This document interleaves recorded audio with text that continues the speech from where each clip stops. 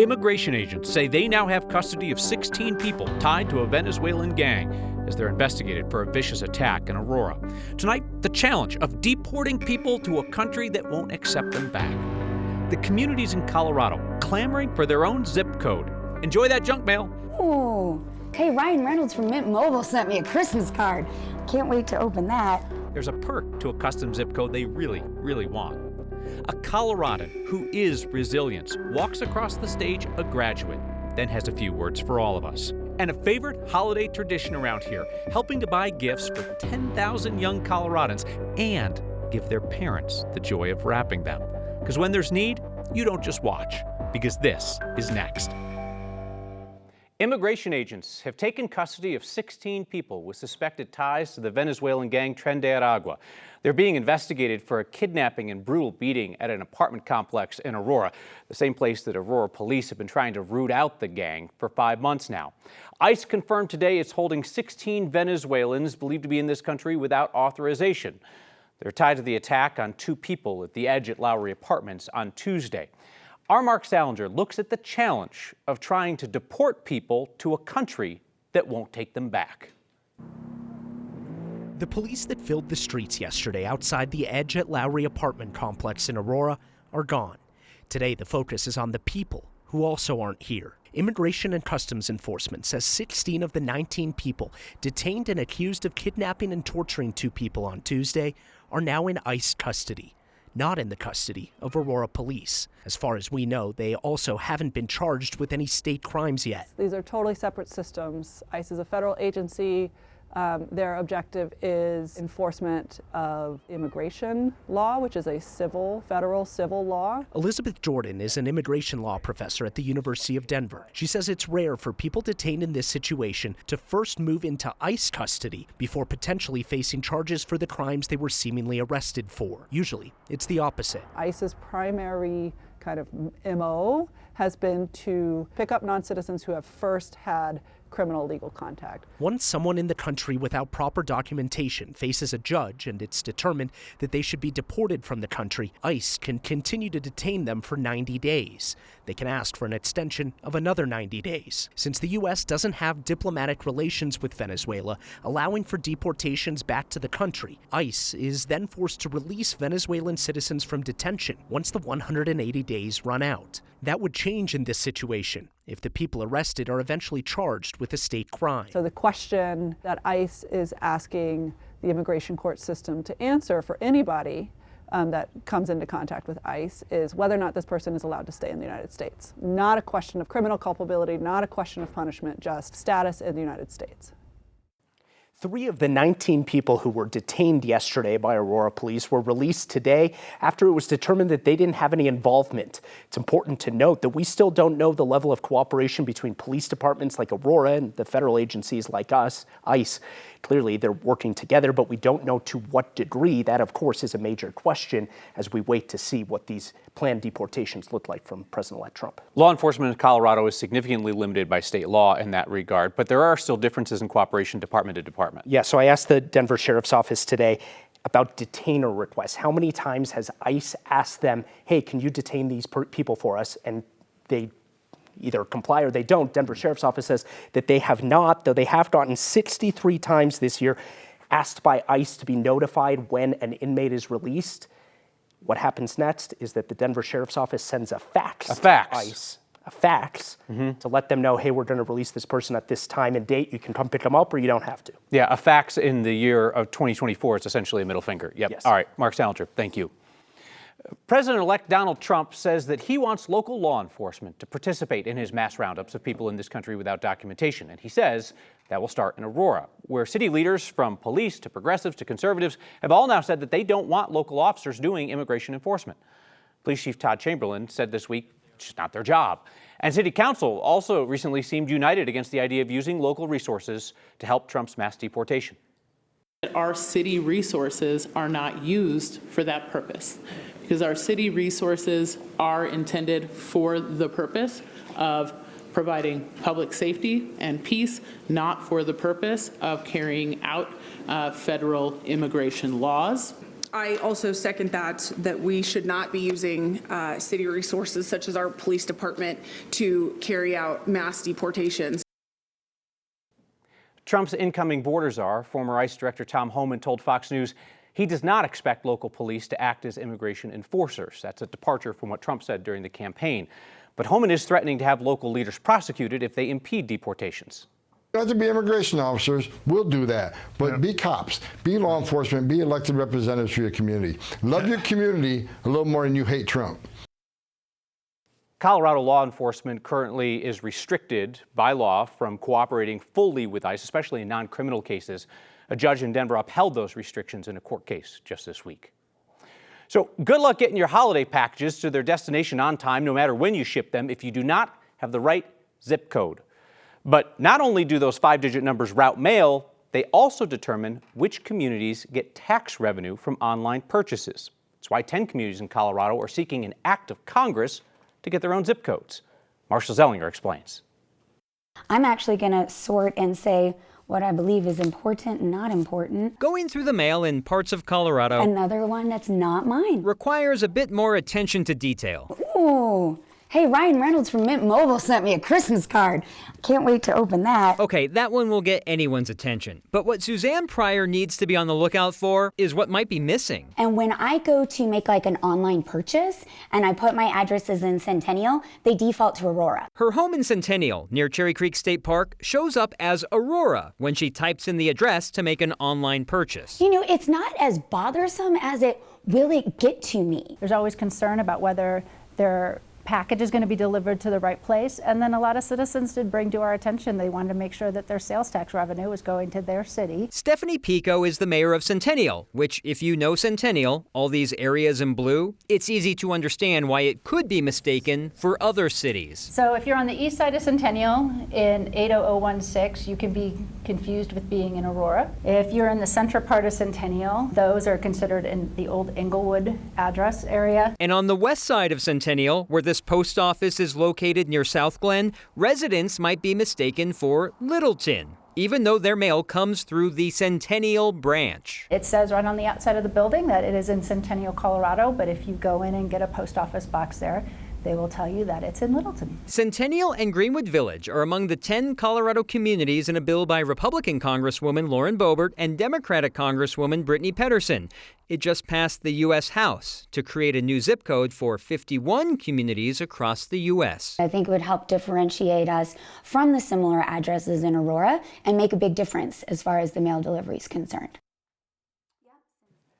The Senate would still need to approve this. I'll tell you what, Kyle, you want to upset the Postal Service, ask them about creating zip codes. I have lengthy email explanations about why it's not as simple as just doing it. For Silver Cliff, population 706 in Custer County, a Postal Service spokesman told me a separate zip code for 275 addresses does not meet compelling postal operational need. New zip codes are for population increases that help sorting mail, kind of what the argument for Centennial, I guess, is. That's interesting. So small towns, you might be SOL, but if you've got a burgeoning population, then they're interested in giving one to you. I presume, I don't know if you know the answer to this, I presume they don't recycle zip codes, right? Because that would be really confusing. Like if there are places where the population is really dwindled, they can't just take their number and move it somewhere else in the country. Think so. And I asked the mayor, Stephanie Pico, what her choice would be if she could pick a zip code. She didn't give me a number. Centennial currently has 6 different zip codes, but I guess none of them, when you type them in, essentially default to Centennial, which is the problem. So Centennial wants this new 5-digit number that defaults to Centennial. Get that sweet, sweet online sales tax revenue. All right, Marshall Zellinger, thank you very much. There is a nonprofit in our community that has an enormous annual goal to provide holiday gifts to more than 10,000 children in the Denver metro area. And here's something that I really love about the way that A Precious Child goes about this. They provide parents and caregivers with that gift, as well as the wrapping paper, so the adults can enjoy the experience of the gift-giving process as well. So let's help them reach as many kids as possible this year. This week's Word of Thanks microgiving campaign supports A Precious Child's holiday gift giveaway. This is an enormous effort involving the nonprofit's team, an army of volunteers, and people who are on the lookout for need across 8 counties in the metro area. You got schools and social services organizations, community groups, referring families in need to A Precious Child because they know that nonprofit has the scale and the reach to pull off holiday help on a huge scale. They work with 500 agency partners from Douglas to Weld County, Adams to Jefferson County. We have supported A Precious Child's work through Word of Thanks for years, and as I've gotten to better know their team, I've come to understand how much of their work, and the holiday gifts are just one small part of what they do, how much of their work is about making children in need in Colorado know that they are seen, that they are valued, they are celebrated. It's just one step in A Precious Child's work to help them succeed as they're growing up, going through school, and then entering the workforce. Scan the QR code on your screen or text the word THANKS to 303-871-1491 to get that link to donate. Your $13 million in microgiving has proved that $5 donations add up fast, so as always, I'll match the first 50 donations of $5 to get us rolling. And more than 3,700 of you have signed up to simplify your giving with a monthly donation to the Word of Thanks Fund. That's meant that we have started your recent weekly microgiving campaigns with $25,000 in donations for each nonprofit. You can use that same QR code or text to get there. Tina Peters, convicted felon and martyr for the election denial movement, says she feels unsafe in jail, so she's being moved. And a lifelong goal achieved. A woman who helps sexual assault survivors reaches a new personal milestone. Next.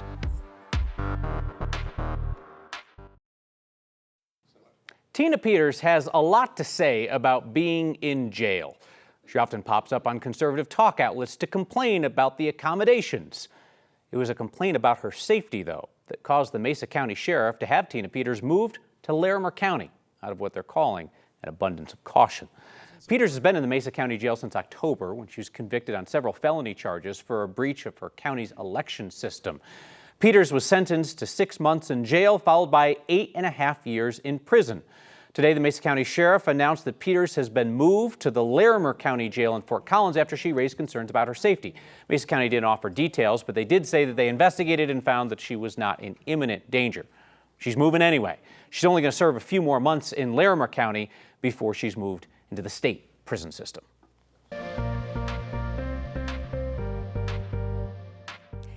I'm 9 News Weather Impact Team meteorologist Kathy Sabin, and the cloud deck today was phenomenal and also brought a pretty sunrise and sunset. And when I talk about a pretty sunset, the clouds out there were just glorious. But when you have clouds like this, the winds aloft are really gusty out of the west and northwest. That will create a mountain wave cloud again tomorrow. In spite of the cloud cover, we managed a high of 53 after starting at 18 degrees. That's 10 degrees above average. Temperatures have cooled back to the mid-40s in Denver, so all eyes on the foothills with gusty winds to 30 and 40 miles per hour over Loveland Pass. These areas now under a high wind warning through 6 o'clock tomorrow morning. Gusts to 80 miles per hour are possible. And so the metro area will enjoy a calm, mild, dry weather pattern. The high wind warning continues for the Front Range foothills. But as you look at the extended forecast, 50s and 60s right into Saturday, the winter solstice, first full day of winter, and Christmas Eve and Christmas Day, dry and mild with highs in the mid-50s. My story wasn't over. It was just a new chapter, and I didn't have to write it alone. After years of challenges and work helping others, an advocate and sexual assault survivor celebrates a day that she never gave up on seeing. A few weeks ago, we told you about Kim Corbin, an influential advocate for fellow sexual assault survivors who always regretted that she had not finished her own degree in criminal justice. She had the credits for her master's, but she never defended her thesis, which looked at domestic abuse involving law enforcement officers. Earlier this year, Corbin reached out to UNC, and the school decided she was overdue for that degree as well as another honor. Our Ann Herb. These are the shoes. Special occasions I had way too much fun finding these. demand good accessories. Wanted a little flair to have some fun with them, so. Kim Corbin takes the order seriously. Mastermind. It's a Taylor Swift reference. I know you're very excited about it. Pink runs bottom to top. I am a master of crafts. Kim's another kind of master, too. What if I told you I'm a mastermind? Today I get to join the graduating class of 2024 to receive my Master's of Criminal Justice. Her gratitude for friends and family and husband, more safely written than said. Not without crying, and the makeup's already done. Their help carried Kim from bachelor's to studying for her master's at UNC. Before that, through the unimaginable. When I was just finished with my sophomore year. A stranger broke into my apartment, held me captive for 2 hours, and sexually assaulted me. I was 20 years old and absolutely believed that that was how I was going to die. And it changed me completely. Changed her in a way that made her want to help. Kim switched from a business to a criminal justice major and became a victim advocate. I graduated finally in 2010. I started taking my grad classes actually before I even graduated from undergrad. She just needed to defend her thesis on intimate partner violence. But when she realized that what she was studying was what she was living at the time, she couldn't do it. And so many of us who have been in situations of intimate partner violence especially are told through action that we are not worthy. Remain calm. It's happening. It's happening. So Kim took that brave step and reached out to UNC. Nice to meet you. And the school decided that the degree with all the credit she earned 2024 should have been hers all along. And there's the original one that I should have had. So it's my 2013. 10 years and change later. No feelings. No feelings. A day she never gave up on. Sorry. Right there in front of her. Choosing to go even further by pursuing a graduate degree is especially remarkable. The walk to this day has taken time. Sorry, I'm feeling the feels already. And courage to share this journey out loud at graduation. For me, this moment has been over a decade in the making. And yes, those of you out there doing the math, that's a lot of years, and no, I am still not a doctor. I've dedicated my life and career to advocating for victims. But as a violent crime survivor myself, the road to get here today has been anything but easy. My story wasn't over. It was just a new chapter, and I didn't have to write it alone. A handful of words. Kimberly Corbin, Master of Arts, Criminology and Criminal Justice. Whether spoken in 2013 or 2024, mean so much. You really earned this one, didn't you? Kim feels like she can finally stand tall. Congratulations. And it has nothing to do with those heels. All right, one more big round of applause.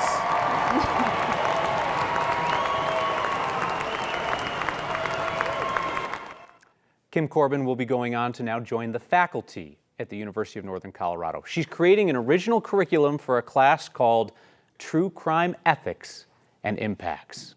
Your feedback tonight delivered by Sam. Thank you, from Sun Valley Community Center. They're hanging out with us tonight. Back with your feedback next. 10,000 kids in the metro area are going to have a better Christmas because of a nonprofit called A Precious Child. They collect requests from hundreds of agency partners across an 8-county area to make sure that kids and parents both experience that joy. The nonprofit provides the gift along with wrapping paper so that parents or caregivers also get to enjoy their part in the joy of the holidays. And they do this year after year. They are very good at this work. Scan the QR code on your screen or text the word thanks to 303-871-1491. You can give just this one time or sign up to make a monthly donation that we then split among each Word of Thanks nonprofit that we feature without you having to put in your info over and over again. Kurt in Denver writes in saying, Tina Peters, does anyone feel safe in jail? Kurt, I'll probably get mail for this, but I would say the point of incarceration is not for people to feel unsafe. That's not why we put people in prison, so that they fear for their personal safety, whether that's Tina Peters or anybody else. Cindy says, in Marshall's story tonight about zip codes, you use the abbreviation SOL, I assume because this is a family-friendly show that stands for Ship Out of Luck. You're right, it does mean ship out of luck, and hopefully I don't get ship canned for saying that on TV. See you next time.